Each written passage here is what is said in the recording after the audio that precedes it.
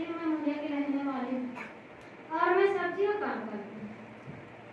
जब मैं सब्जी का काम करती हूँ तो मैं चाहे जब भी मैं खेत में काम करती थी, कोई काम करती थी, तो उसी की बात बहुत करती और कभी मेरा गर्दन दाब करके मुझे मारते थे कि कैसे क्या तू कैसे उसको बोल रही है, कैसे कैसे बोल रही है। मैं संडे के दिन जब यहाँ से लौट के गई थी, संडे के दिन यहाँ चर्च में आई तो मैं यहाँ कर रही थी प्रार्थना, शाम की प्रार्थना, तो मुझे ये दिखाई दिया कि दोनों लोग एक साथ जा रहे हैं। तो मैं इनको ये बोली कि ये प्रतीक के पापा, ये मुझे रोहित की मम्मी आप दिखाए हो कि मैं ये नहीं जानती कि अपने घर का कर रहा है कि आई उसके घर का कर रहा है। तो इतने में इनके बहुत चिढ़ लग गई। तू उसके पीछे लगी रहती है, वो तुझको दिखाती रहती है, तू उसको दिखाती रहती है। इतने में यही बात से विरोधी चला है। फिर उसके बाद में सुबह पर मेरे भाई की लड़की यहाँ रहती है, उसके बाद में मैं उसको बताई, जो सरवाज की मम्मी गवाही दिए थे कि मतलब कोई बहन बेटी को कोई बुलाए वहाँ अंदर में तो उसको बोल देना कि वो अंदर न जाए। मेरे साथ ऐसा ऐसा होगा था। तो अपने बहन की भाई की लड़की को मैंने बोली बुला करके कि शर्मिला यहाँ आ जा, मैं तुझे एक बात बताती हूँ। तो वो उसने क्या कही कि वह क्या है। तो मैं बोली कि तू भी कोठी में काम करने जाती है, अगर कोई काम करने जाए तो अंदर मत जाना, कोई लेडीज हो तो अंदर जाना। उसमें क्या कहते हैं, तो उसने क्यों बोली है, तू उसको शैतान समझाने वाला है, तू क्यों उस मसीह में जाती, तू उसको क्यों ऐसे बात बोली। मैं उससे गलत बोली, कोई गलत बोली लड़की को अगर तुम कोई बात बताई हो, अगर तुम गलत बोली तो मुझे कलिसिया वाली है कोई भी मुझे कुछ भी बोलूंगा। और ये जो है मुझे मारते थे, गर्दन दाब दाब मुझे मारते थे, ऐसे बाटन में पानी पीने भी नहीं बनता था। कोई यहाँ से बचाती थी तो मुझे कोई बात बोलती थी तो मुझे मारते थे। फिर उस दिन जब वीरवार के दिन हम लोग पालक बन रहे थे तो ऐसी बात चलने लगी कि कोई थोड़ी थोड़ी की बात मोबाइल रही थी तो उसमें समझा रहे थे, मोबाइल पे उसमें समझा रहे थे कि अपना क्रोध न करो, अहंकार न करो, ये बातों से अपने वो कर लो, तुम्हारे घर का कलेश कट जाएगा। ऐसे हम बोलते रहे, दोनों लोग पालक बांधते रहे। तो ये कह रहे हैं कि मैं तो रोहित की मम्मी को तेरा पैर, तू पैर चाटेगी उसको, उसके मैं अधीन करूंगी, मैं उसके पैर नहीं चाटूंगी। मैं यीशु मसीह के पैर चाट सकती हूँ और दास के पैर चाट सकती हूँ, अधीन हो सकती हूँ, लेकिन कलीसिया के नहीं अधीन हो सकती, नहीं पैर चाट सकती हूँ। कोई मुझे कह दे कि हाँ इसकी गलती है तो मुझे कोई मार सकता, मैं मौत के लिए तैयार हूँ। मैं इतनी बात में मुझे जिंदा गुजारी, मुझे दूसरा जीवन दिया है। मैं अपने बच्चों को छोड़ जाने को मैं तैयार हो गई थी। मैं गलती बात समझ हूँ, मुझे कोई भी गलती है, मुझे पिता से मुझे क्षमा करना। चुप कर। देखो ये चुप कर। देखो ये इसने गलती करी है। अगर यहाँ पे कोई आता है तो बहन भाई की तरह आता है। अगर कोई बंदा किसी दूसरे की बहू बेटी को देखता है या किसी घरवाली को देखता है, खुदा की कलाम में लिखा है कि तू किसी की पत्नी का लालच न करना, तेरी घरवाली जैसी है उसको अच्छा बनाने की कोशिश करना। ये नहीं कि हम किसी की घरवाली अच्छी है तो अपनी घरवाली को बोले कि तू उसके पैरों के बराबर नहीं है। ये ऐसा नहीं है। एक पति को अपनी पत्नी पर विश्वास होना चाहिए और एक पत्नी को अपने पति के ऊपर विश्वास होना चाहिए। जहां पे विश्वास की कमी होती है वहां पे लड़ाई झगड़े होते हैं। यदि तुम अपनी घरवाली को तुच्छ समझते हो तो आज तुझे ये जानने की जरूरत है। मैं ये कह रहा हूं कि लड़ाइयां परमेश्वर का वचन कहता है तुम में ये लड़ाइयां झगड़े कहां से आ गए? परमेश्वर ने दोनों के अंदर वैसी ही जान डाली है, वैसा ही आत्मा कार्य करता है। परमेश्वर ने यह नहीं कहा था कि पुरुष स्त्री को दबा के रखे। परमेश्वर के वचन में लिखा है, हे पतियों, तुम अपनी पत्नी के साथ नम्रता के साथ पेश आना।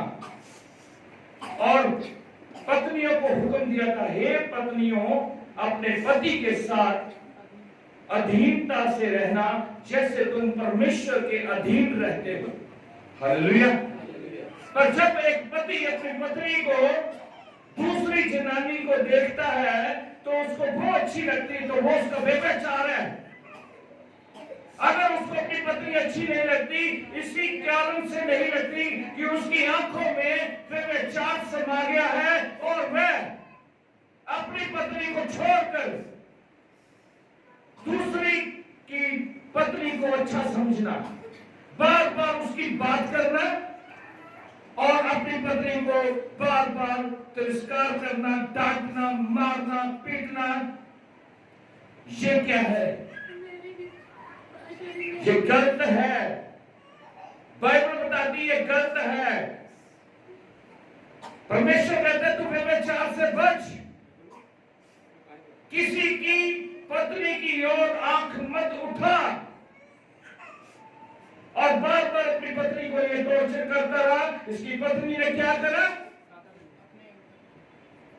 जो रेडिश मूली लगाते खेतों में, उसके ऊपर जो स्प्रे करते हैं, वो स्प्रे इसने पी लिया,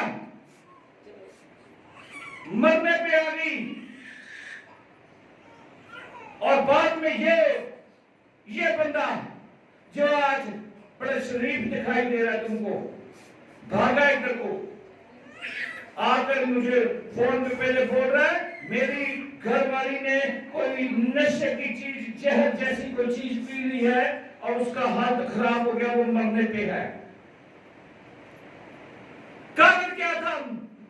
मार रहे हो तुम, आज विश्वासघात करके तुम अपनी पत्नियों को मार रहे हो। आज मसला इसी घर का नहीं है, मसला सभी घर का है। जितने लोग इस गवाही को देखेंगे, इनसे ये शिक्षा ले लो कि अपने घर में अपनी पत्नियों का आदर करो। यदि पत्नी अपने पति का आदर करती है तो पत्नी को भी उसका आदर सम्मान करना चाहिए। एक पत्नी अपने घर को छोड़ कर आती है तुम्हारे भरोसे कि तुम उसका आदर करोगे, पर जब तुम उसका आदर नहीं करते, निरादर करते हो, वो अकेली पड़ जाती है। मैं तुमको बताना चाहता हूं, परमेश्वर अनाथ लोगों की सुधि लेने वाला है। जो टूटे हुए मन के लोग हैं उनकी सुधि लेने वाला है। बहुत गलत करा इसने ये। पति होने का फायदा मत उठाओ। पति वो होता है जो अपनी घरवाली की रक्षा करे। अभी थोड़े समय पहले एक रक्षाबंधन का त्योहार निकला, बहनों की रक्षा करने का। एक पत्नी का बंधन पति के साथ बांधकर उसके पल्लू के साथ पल्लू बांध के देते हैं कि आज से एक पिता की जिम्मेवारी एक बेटी से अलग हो चुकी है। अब वो बूढ़ा हो गया है, अब उसको यकीन हो गया कि ये बंदा मेरी बच्ची को संभालेगा, इसको दुख नहीं देगा। पर यदि वो बंदा उस औरत को दुख देता है, उसकी बेटी को दुख देता है, तो ये परमेश्वर बर्दाश्त नहीं करता। हालेलुया। सुनो जितने भी लोग हैं, कान खोलकर, अगर आपकी पत्नी आपसे कुछ गलत बात कहती है तो आप उस बात को लेकर कलीसिया में अगर होती है तो आप कलीसिया के लोगों के पास आओ, वो अपनी उन बातों को बताओ कि ऐसे बात है, अपने पास्टर को बताओ। खुद ही चौधरी बड़े बैठे में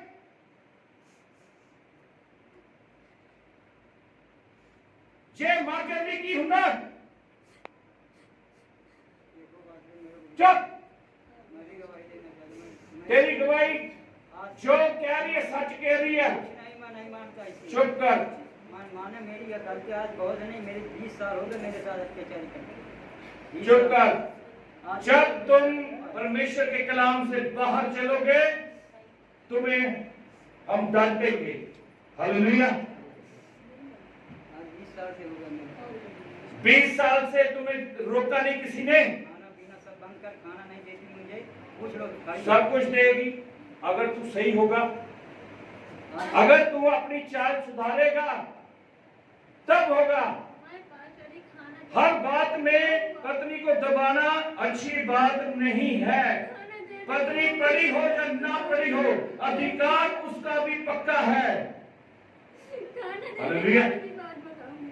क्या तू खाना नहीं देती इस वक्त? खाना देने वाली भी बात बताऊंगी पाशा जी, वो भी मैं बात बताऊंगी कैसे क्या हुआ खाना देना तुम बात। चलो कोई बात नहीं, परमेश्वर तुमको ब्लेस करे। तुमको इसी बात के लिए समझाया जा रहा है कि आइंदा से ऐसे काम तुम्हारे बीच में ना होने पाए। हालेलुया। हालेलुया। चलो एक दूसरे के हाथ पकड़ो, क्षमा करो एक दूसरे को। चलो पकड़ो, बोलो मैं आज से नहीं लड़ूंगी। बोल, आज से मैं नहीं लड़ूंगी। मैं जैसे परमेश्वर के अधीन हूँ, मैं जैसे परमेश्वर के अधीन हूँ। हे पति हे पति, मैं तेरे भी अधीन रहूंगी। मैं तेरे भी अधीन रहूंगी। तू भी बोलो हे पत्नी मैं कभी तेरी बेइज्जती नहीं करूंगा, मैं तुझे गुस्सा नहीं करूंगा, मैं परमेश्वर में होकर चलूंगा और मैं तुझे क्षमा करता हूँ और मैं दोबारा से अपनी गलतियों को नहीं दोहराऊंगा। मैं तुझ पर कोमलता का प्रदर्शन करूंगा क्योंकि तुम, परमेश्वर का वचन कहता है स्त्रियां कोमल पात्र है, उनके साथ कोमलता का व्यवहार करना। हालेलुया। परमेश्वर तुमको ब्लेस करे और तुम्हारी लड़ाई झगड़े खत्म हो। अपने दिल के अंदर से जितने भी काली चीजें हैं, जो भी तुम्हारे बैर है वो निकालो, क्योंकि परमेश्वर कहता अपने दिल में कभी किसी के लिए बैर भावना मत रखना। एक घर अगर शैतान को चाहते हो, अगर शैतान तुम्हारी जिंदगी में काम ना करे तो तुमको एक होना पड़ेगा। याकूब 4 की साथ कहती है अपने आप को परमेश्वर के अधीन करो और शैतान का सामना करो और शैतान तुम्हारे पास से भाग जाएगा। जब तुम शैतान की रीतियों पे चलोगे, उनके कामों की ओर चलोगे तो तुम्हारे घर में कभी क्लेश खत्म नहीं होगा। हालेलुया। हालेलुया। चलो परमेश्वर तुम्हें आशीष और बरकत करे। सब ताली लगाए परमेश्वर के लिए।